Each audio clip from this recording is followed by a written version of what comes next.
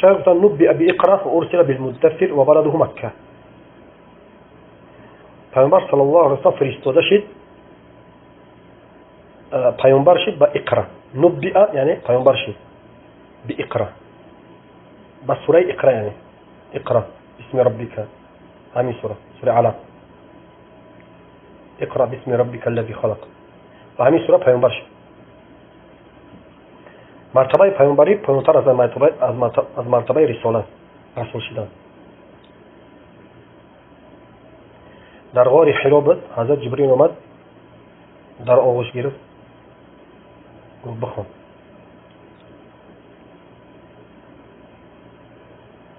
گفت خوانده نمیتونم، با گرفت در آغوش جقیدش، گفت بخوان. دو بار سه بار گفت بخوانش.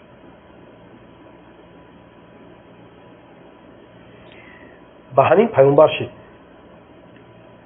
برای چی به همین پیامبر شد؟ برای که وحی است.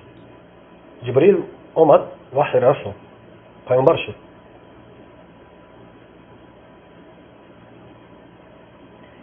و تا رسول شدگی نیست. برای که برای رسول شدن دعوت کردن در قرآن، تبلیغ کردن در قرآن. و ارسل بالمدثر، و با سوره مدثر رسول شد پیامبر صلی الله علیه و سلم.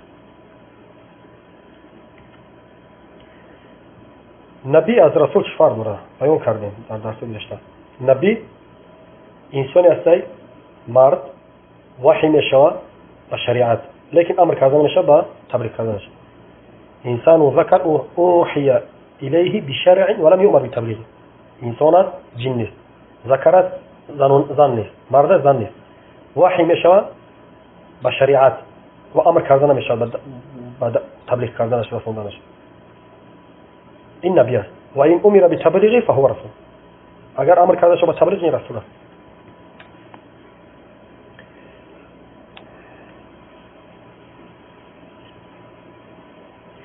و بلده مکه، و شهرش مکه است.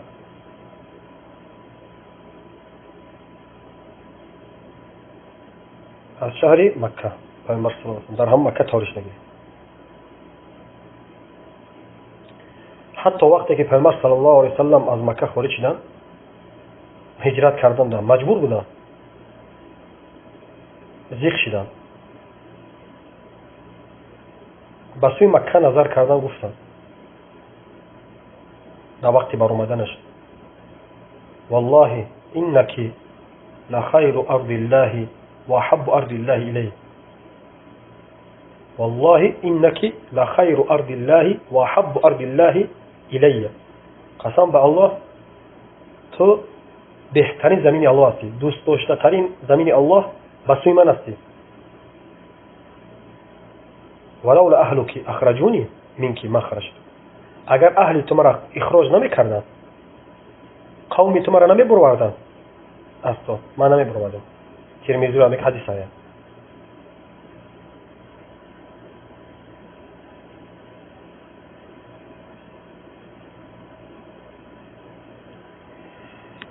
و پیامبر صلی الله علیه و سلم در 40 سالگی گفته من پیامبر شد. در 40 سالگی پیامبر شد و رسول شد. برای چی در 40 سالگی شد؟ در 20 سالگی نشد، در 30 سالگی نشد؟ برای اینکه در 40 سالگی انسان کامل میشد. در این 40 سالگی عقلش پر نمیشد. گفتن الانسان یکتمل فی الاربعین، یکتمل عقله فی الاربعین. عقلش کامل میشد در 40 سالگی و پخته میشد. برای بعضی از علما نقل میشد که تا 40 سالگیشون فتوا نمیدادند، تدریس نمیکردند، طلب علم میکردند، مذاکره میکردند و علم مختلف، لیکن فتوا دادن، در کرسی ششتن، شیخ شدن چیزا میکردند. این وظیفه رو به کار نمیگرفتند. میترسند که شاید اون خطا کنند، عقلشون طول کنش لگی نیست. در 40 سالگی شروع میکردند. 40 ساله یعنی عالی ترین عمر است، کامل ترین عمر است، همه تجربه دیگه است. بعد از 40 این یعنی 40 تمام جوانی رفت، بدایت شیخوخه، بدایت پیرشیدن. اول قدم میزنید از 40 پیرشیدن سر میکنید. نکی کاملش دیگه تجربه پخته همه طرفش دیگه اگه آزار هم نداری، بنابراین اون همون 40 درستی تمام آماده شد دیگه اگه آزاری نداری.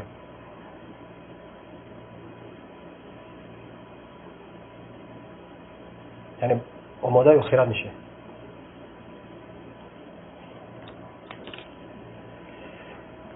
شيخ أستاذ بعثه الله بالنذارة عن الشرك ويدعو إلى التوحيد.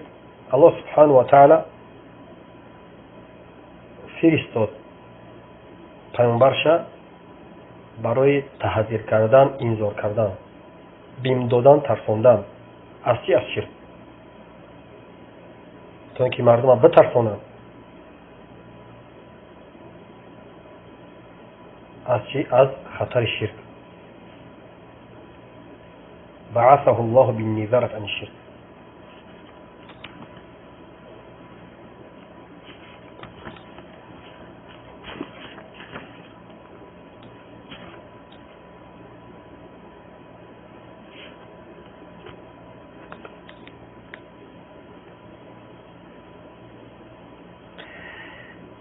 ويدعو إلى التوحيد.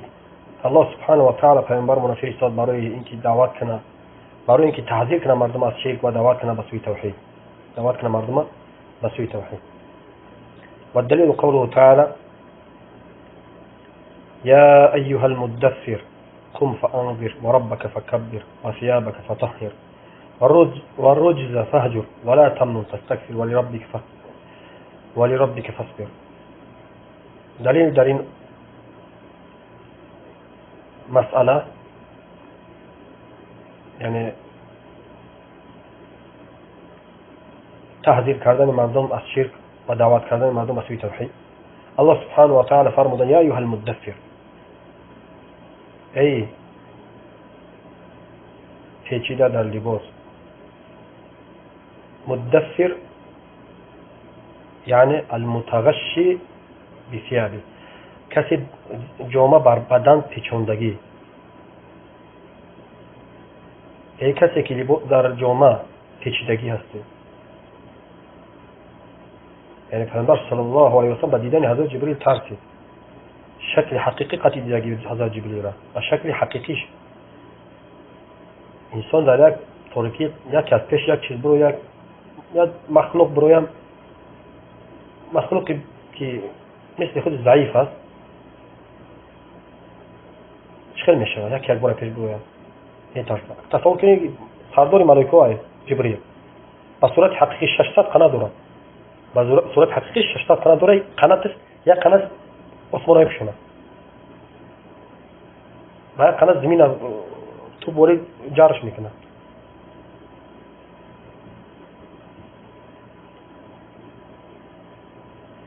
و چخیل نمیترسونه. یا ایها المدثر، ای جمعه بر بدن پیچیده. یا ایها المدثر قم فانذر، به همین رسول شد، به همین آیات، اما با اقرا نبی شد دیگه. قم فانذر، بخیز بترسان قومتا، مشرکای مکه را آگاه کن، انذار کن، بین بترسان.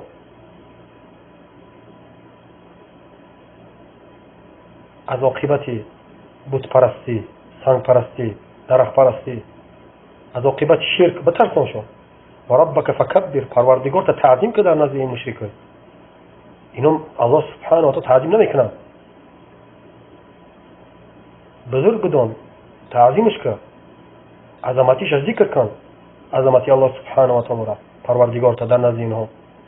ربک فکبر ای عظم ربک عما یقوله عبدة الاوثان والاصنام، اون چیزی که میگویند، اون چیزی که شریک میارن، تعظیم کن پروردگار تا در نزد اینها. و ثيابك فطهر، لباس تازه کن از نجاست‌های معنوی و حسی، از شرک و نجاست‌های حسی. هم حسی و معنوی تازه کن. یعنی پیامبر صلی الله علیه و سلم لباس تازه است، موحد است، لیکن این خطاب به پیامبر است. لیکن چه است؟ خطاب به پیامبر است. پیامبر صلی الله علیه و سلم خطاب شده است برای پیامبر صلی الله علیه و سلم. این چی معنی داره؟ معنی داره که تو موحد هستی، لباس تجاری نیست، لیکن در آینده موحد باقی مون و لباس پاک باشه و امت و اون قومت در شرک است، از شرک دور شود، شرک ترک کنه، از نجاست دور شود. وقتی که خطاب می شود پیامبر صلی الله علیه و سلم، این خطاب برای امت شد. وقتی خطاب می شود پیامبر صلی الله علیه و سلم، خطاب برای امت شد و برای پیامبر شد، یعنی تو بردوام باش. فهمیده؟ یعنی الله سبحانه و تعالی در قرآن میگه ایها الذین آمنوا آمنوا، ای کسانی که ایمان آوردین ایمان بیارین. هیچ معنی نداره. ای کسانی که ایمان آوردین یا ایها الذین آمنوا آمنوا، یعنی ثابت باشین در ایمان، بردوام باشین. یعنی اگر همون صفات، همون خصلت در تو باشه، صفات خوب، خصلت خوب در تو باشه و الله سبحانه و تعالی همون با همون خصلت امر کرد، معنی اینا نداره که او خصلت در تو نیست. نه، او خصلت در تو هست، او صفات خوب در تو هست، لیکن این معنی داره الله میگه که تو در همون صفات باقی بمون، بردوام باش، ثابت باش، ترکش نکن. اینجا پیامبر شوستی که وصیابک فطهر، لباس تازه که لباس پیامبر نجاست نیست. پیامبر در شرک واقع شده نیست، یعنی بردوام باش در همین، در توحید. و قوم تا بگو ترک نشرک، از شرک دور شود. نجاست حسی و معنوی. نجاست حسی این نجاستی که از پیش عقیب میمونه، معنوی این نجاست شرک. و ثيابك فطهر والرجز فهجر، یعنی ترک بت‌ها را.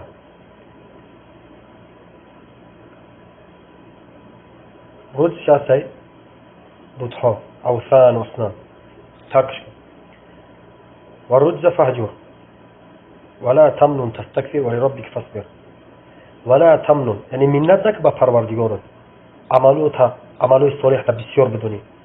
یعنی عمل صالح کردی، عملوی صالح بسیار ندون. انمی بسیار دونستن عمل صالح این منت هست. ولا تمنن تستكثر یعنی چی معنی داره؟ یعنی اگه انسان عمل صالح میکنه، عملوی صالح میکنه، نماز میخونه، زکات میده، روزه میگیره، حج میکنه، صدقه میکنه و غیره، عملوی صالح، بعد احساس میکنه که عملوی زیاد کرده، انا منت هست، اگرچه با زبون نگه. چقدر عمل صالح زیاد کردی بدون که کم است. ولا تمنن تستكثر، عملوت زیاد نشمو، عملوی صالح تا زیاد نشمو، برای با پروردگار منت نکن. ولی ربک فاصبر، و برای پروردگار صبر کن در راه دعوت. شاید گفتم و معنی قم فانذر ای و معنی قم فانذر ينذر عن الشرك ويدعو الى التوحید. تحذیر، انذار میکنه از شرک، میترسونه از شرک و دعوت میکنه به سوی توحید.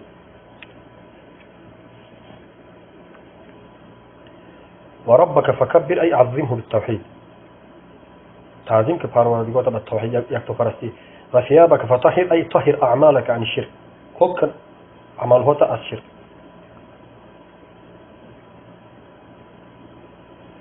همین و ثيابك فطهر اکثر مفسران گفتن که عملات از شرک توزه کن. ببینید پیامبر صلی الله علیه و سلم شرک میکرد؟ نه، نمیکرد، موحد بود. چی گفت الله سبحانه و تعالی میگه و ثيابك فطهر، لباس پاک کن، یعنی از شرک پاک شو. یعنی خطاب به پیامبر است، لیکن یعنی کی را در نظر داره الله سبحانه و تعالی؟ امت دعوه، امت اجابه، هر دوشه. یعنی خطاب به پیامبر، خطاب به امت شد. و پیامبر در چی معنی داره؟ یعنی پیامبر در همین خطاب چی معنی داره؟ غیر از اینکه خطاب به امت شد، معنی را داره که بر توحید ثابت باش، بر دوام باش. فهمیده؟ و فقها اینچنین از این آیات استدلال کردن، گفتن که نمازگزار باید لباس پاک باشه از نجاست. و همین آیات استدلال میکنن و ثيابك فطهر ای طاهر بدنك لباسا باید پاک کنی و ثوبک بدنک و ثوبک، لباسا بدنت و لباسا و مکانی پاک باشه.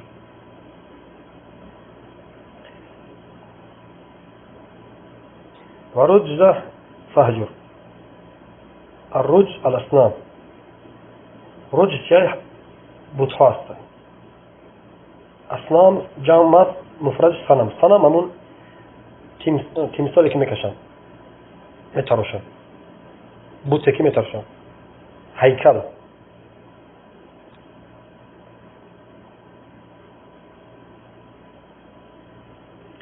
و هجرها ترکها، هجرها ترکها، هجر کردن یا ترک کردنشه. و البراءة منها و اهلها، هجر کردن چیه؟ یعنی و رجز فهجر مدرجه، یعنی هجرش که چی معنی داره؟ ترک کردنش برای جستن از همون بودها و از بود پرستا، از شرک و از مشرکین، از معبود و عابد و از فعل شدن، از همش برای میجوید. و هجر کردن شرک، هجر کردن انواع است. هجر میکنی مکانه، همون مکان شرک ترک میکنی. و هجر میکنی فعلا، خودت نمیکنی. و فاعلا هجر میکنی، کسی که شرک میکنه اون رو ترک میکنی.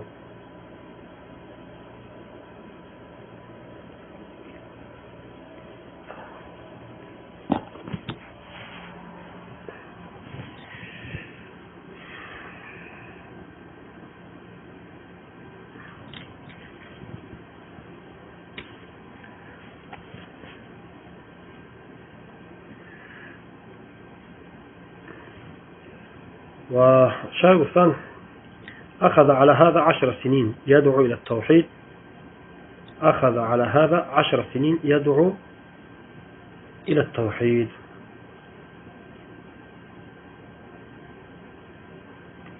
پیامبر صلی الله علیه و سلم 10 سال به توحید دعوت کردن در مکه. یعنی 10 سال خالص، نه به روزه دعوت کردن، نه به نماز، نه به یگان عبادت دعوت کردن، یگانه به یک تو پرست دعوت کرد. 10 سال، 13 سال در مکه بودن، 10 سالش خالص دعوت به کلمه لا اله الا الله. اخذ على هذا 10 سنين، یعنی 10 سال دعوت کرد به چی؟ به توحید. يدعو الى التوحید. و بعد العشر عرج به الى السماء. و بعد از 10 سال به توحید دعوت کردن، 3 سال پیش از هجرت، 3 سال پیش از اینکه هجرت کنه،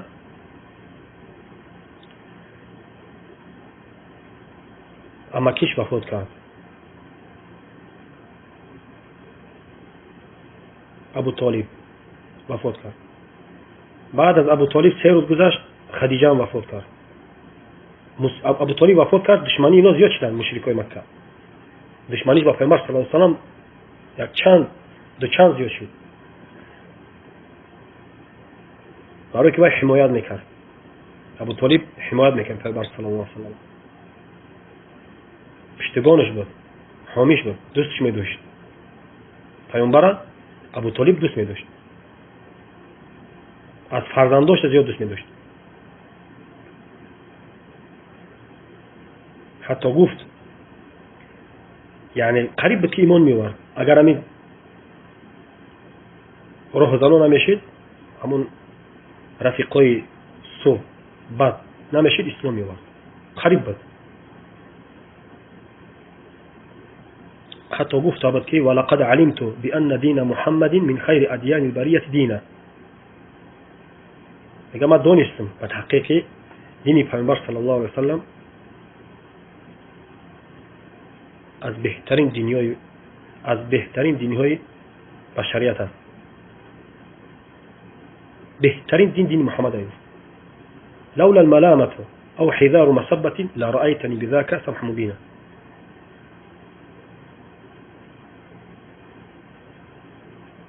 اگر ملامت مردم نشید، دشنام کردن مردم نشید، میدیدی که من دین قبول میکردم، لبای میفتم، اجابت میکردم. لولا الملامة أو حذار مصبة لرأيتني بذاك سمح مبینا. و قصیدهش در روز است. در قصیدهش پیامبر صلی الله علیه و سلم دفاع میکنه، مدح میکنه و امر میکنه، میگه که دعوت کن. وقتی که زنده هستم دفاع میکنه.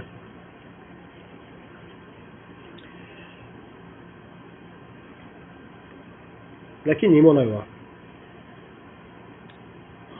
در آخری لحظه ها پیامبر صلی الله علیه و سلم حریص بود که ایمان بیاره، که ایمان ایوه و سردارای قریش در نزد حاضر شده بودند پیش از وفاتش. گفتن اترغب عن ملت عبد المطلب، و از ملت عبد المطلب روی میگردونی، از ملت پدر روی میگردونی.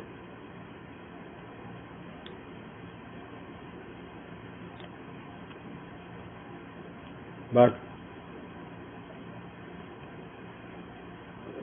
عیب نشوه، گفته آر نشوه، از جهت قومیت چیکار کرد؟ ایمان نیاورد. چیز گفت دینی بابام گفته داغدار نشم، آر نشوه، عیب نشوه، که ابو طالب در وقت مردن ترسید روی گردون از دینی باباهوش. گفته همین، یعنی همین داغ به من نرسه، گفته اسلام نیاورد. گفت که هو على ملت عبد المطلب، هو یعنی امانه، یعنی راوی گفت هو و خودش نباشه انا گفته من گفت در ملت عبد المطلب. همین خیلی گفت.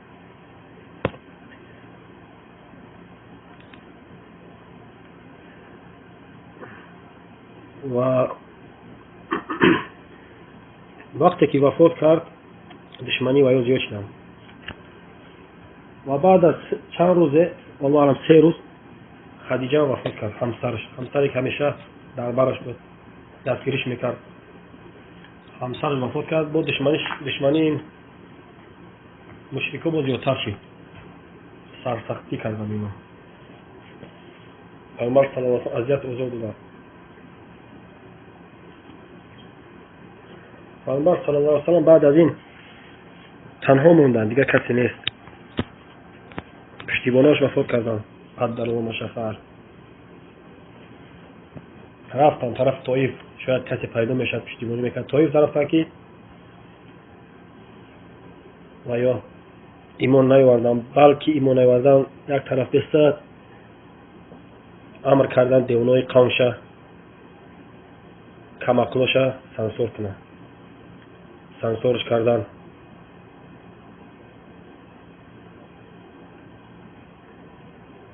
و قدم مبارک خون شد و رفتن. در راه دعوت چه عذابا را کشیدن. پیامبر صلی الله علیه و سلم مادرشون پدر را دیدگی نیستن. در شکم بی مادرش بودن، پدرش وفات کرد. 6 ساله پیامبر صلی الله علیه و سلم 6 ساله بودن، مادرش وفات کرد. 7 فرزند داشت، 6 فرزند داشت، در قید حیات بودن. در حیات پیامبر صلی الله علیه و سلم 6 فرزند از دنیا رفتگی، وفات کردگی. یعنی با دوست خود 6 فرزند دفن کردگی، به خاک سپردگی.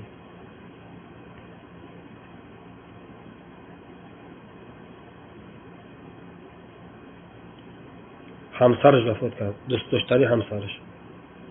امکی که پشتیبانش بود وفات کرد. فرزنداش رقیه، ام کلثوم، زینب، فاطمه، 4 دختر، 3 پسر. قاسم، عبدالله، ابراهیم هم یگانه ابراهیم از ماریا قبطیه، باقی موندهش همش از خدیجه. هم یک فرزندش از دیگر از ماریا قبطیه، همونی که از ملک المقوقس پادشاه اسکندریه روانش کرد هدیه و پیامبر صلی الله علیه و سلم. همین از ابراهیم از همون است، باقی موندهش همش از خدیجه. و همه دختراش در حیات وفات کرد غیر از فاطمه. هم زی چه در حیات وفات کرده. فاطمه بعد از وفاتش به 6 ماه بعد از وفات پیامبر صلی الله علیه و آله فاطمه وفات کرد. یعنی 7 فرزند 6 تاش وفات کرده در حیات. در روایت 3 پسر نداشتن، 5 پسر داشتن. در روایت دیگه 5 پسر. ببینید همین گفتنیم عبدالله، قاسم، عبدالله، طاهر، طیب. چند تا میشه؟ قاسم، عبدالله، طاهر، طیب، ابراهیم. 5 تا میشه. قطعی 4 دختر 9 پسر میشه. 9 فرزند داشتن. لیکن قولی رجوع همین است که همون طیب و طاهر این لقب است یا صفت است به همون عبدالله. لقب عبدالله است. عبدالله همون را طیب بگن، طاهر بگن. او فرزند الوهیده نیست. یعنی خلاف است. بعضی گفتن که همون فرزند الوهیده است و بعضی گفتن هم نام یک کته لقب شه. لقب شه طاهرش میگن. طیبش میگن. اگر اینو شما حساب کنیم همچون فرزند همین روایت دیم قطعی یا کنید 8 فرزندش از دست دادگیه. سبحان الله. در حال حیات مردشون دیدگیه. همسرش وفات کردگیه و فرزندش هم وفات کردگیه. ببینید چقدر مصیبتو در سرش اومده. اگر دنیا برای کسی وفاداری میکرد با پیامبر صلی الله علیه و آله میکرد. برای مطمئن باشید. آرامی در جنت است. و بعد از اینکه وفات کرده همسرش، وفات کرده امکیش و همسرش وفات کرده، رفتن طیب دادنش برآمد. بعد از همین اسرا و معراج شد. یعنی بعد از اینکه یعنی پیامبر صلی الله علیه و آله دل شکسته شد. یعنی هیچ کس نموند، تنها موند، دل شکسته شد. الله سبحانه و تعالی دل برداریش کرد، قوتش داد. با چی؟ با اسرا و معراج نشانش داد.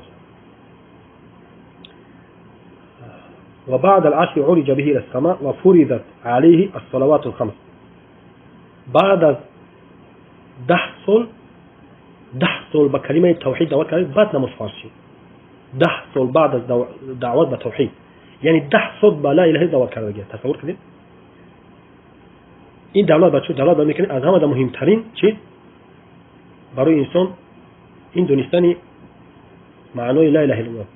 یکم چیزی که باید انسان بآموزه لا اله الا الله. اگر همین لا اله الا الله تحقیق کردی، همین لا اله الا الله صحیح شد، باقی موندهش ان شاء الله خیره. همین لا اله الا الله صحیح نشود، شرک از کفر جدا کردن نتونی، توحید نفهمی، فایده نمیکنه. نه روزه فایده میکنه، نه حج، نه زکات دادن، نه نماز، هیچ فایده نمیکنه. یکم چیز توحیده. و فرض علیه الصلوات الخمس. 5 وقت نماز فرض شد. در چی؟ در شب معراج. و صلى في مكة 3 سنين. 3 سال در مکه نماز خواند. یعنی 3 سال پیش از هجرت نماز فرض شده. و بعض گفتن 2 سال پیش از هجرت، یا بعض گفتن 1 سال پیش از هجرت، خلاف است. و بعد امر بالهجرة الى المدینه.